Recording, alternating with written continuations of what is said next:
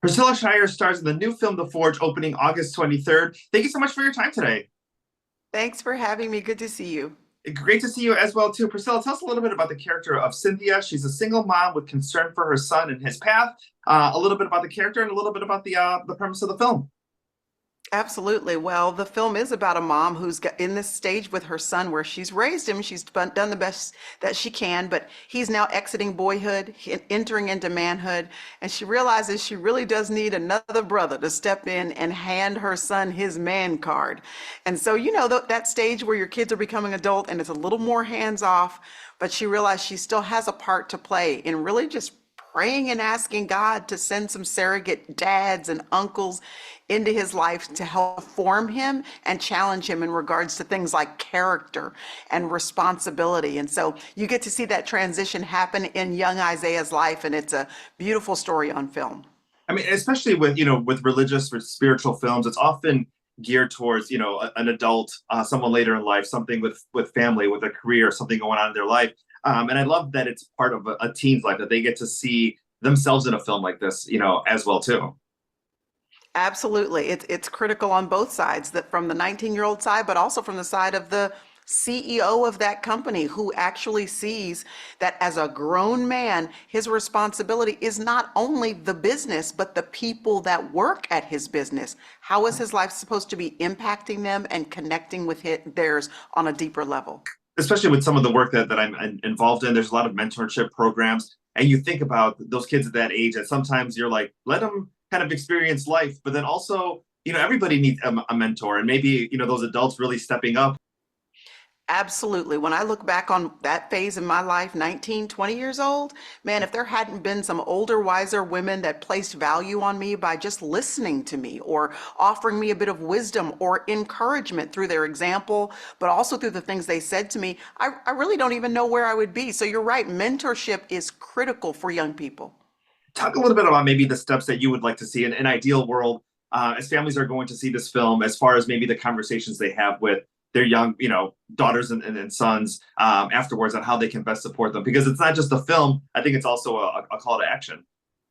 It really is. I hope that it will begin to ignite conversation amongst parents and their kids about what maybe some of those missing pieces are, what some of those links are that the young people maybe feel like they wish that they had somebody to help them learn. What is it? A bit of business savvy? Is it a particular industry or craft that they're passionate about? Is it something in their heart that they're struggling with, like with anger or unforgiveness? The conversation just opening up about what that young man or woman needs so that they can all be mindful of that. And then the parents can be thoughtful. What other people can we strategically put in our kids' life that can help them to learn that or to understand that or to gain wisdom in regards to what that little gap might be in their child's life?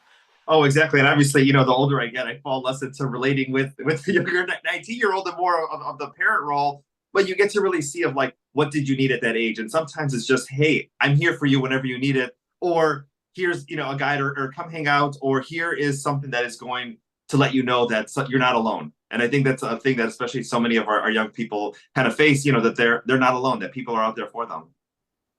Absolutely. And even beyond that, I think that when they understand we are humans, like sometimes you look at your parents and they're in your head, they're superheroes. Like they don't have feelings, they don't, actually have thoughts or desires. But when you hear your parent or someone that you respect tell you about their weaknesses, what the mistakes they made, the ups and the downs of their journey, it really does help a young person to realize like you're okay. Like I'm human just like you, and you can learn from my mistakes, and I can encourage you to move forward successfully into your future. What does it feel to be a part of a film like this, especially knowing that there's so many people that you get to reach through your platforms, and maybe two voices that necessarily aren't always heard, on a platform like this? What does it feel like to you to be able to raise their voices and share their stories?